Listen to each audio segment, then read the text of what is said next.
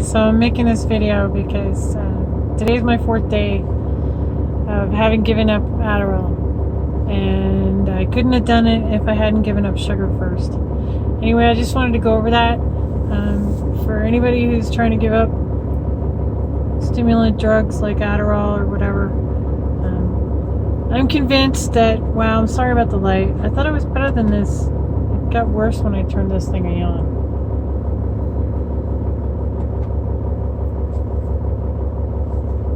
So, I'm convinced that my addiction to sugar is what's really caused my ADHD, because I gave up sugar 2 years ago, and ever since then I've been titrating off the drugs that I've been on. I was on Prozac for 13 years and Adderall the same. That's better. For various reasons, and I'm not going to get into those details. But anyway, I'm convinced that sugar was the problem, and sugar does so many bad things to you. It's really a toxin. It's a long-term toxin, but it is a toxin, and there's nothing safe about eating it. It's delicious. I love sugar, but I'm so much happier having not taken it.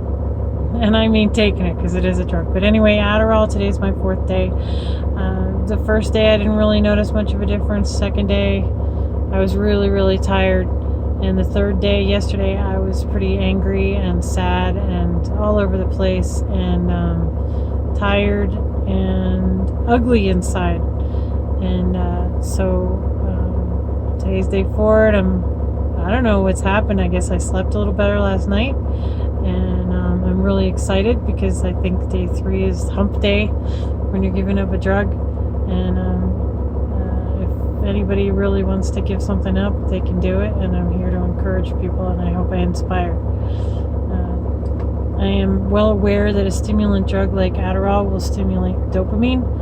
And anytime you stimulate the dopamine, then the brain decides not to produce as much serotonin. So you'll have an immediate feeling of elation, but not necessarily overall happiness.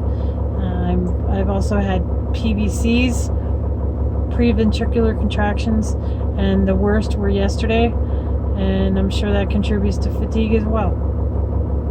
I was having PVCs are generally, I'll start by saying PVCs are generally harmless.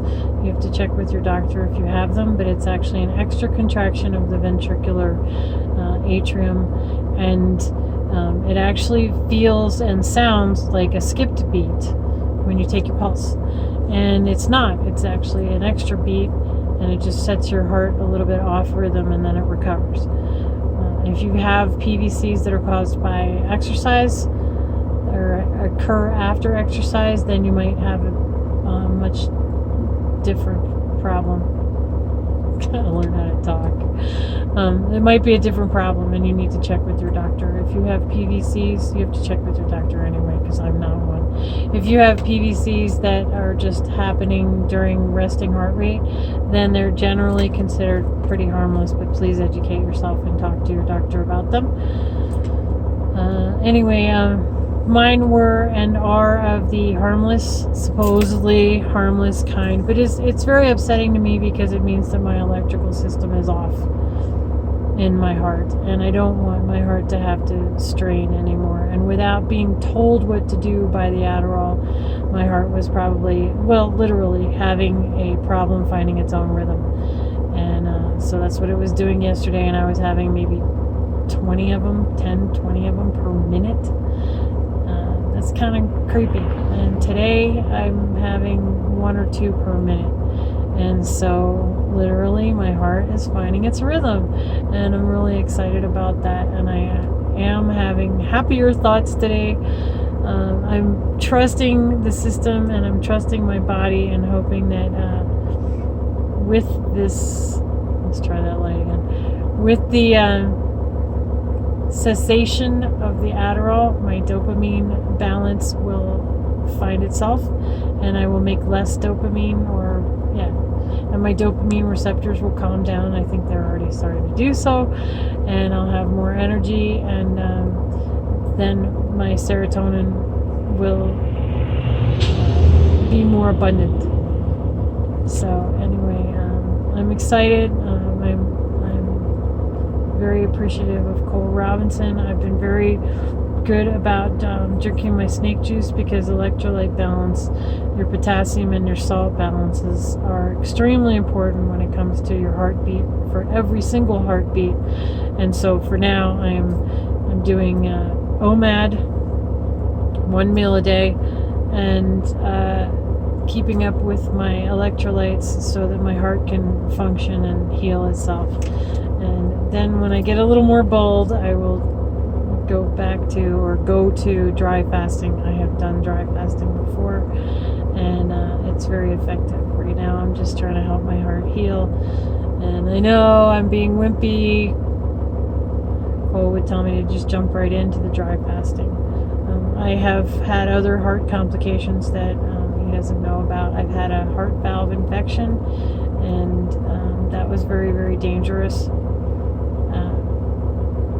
And they were discussing, at the time that I had the infection, they were discussing making a heart valve replacement.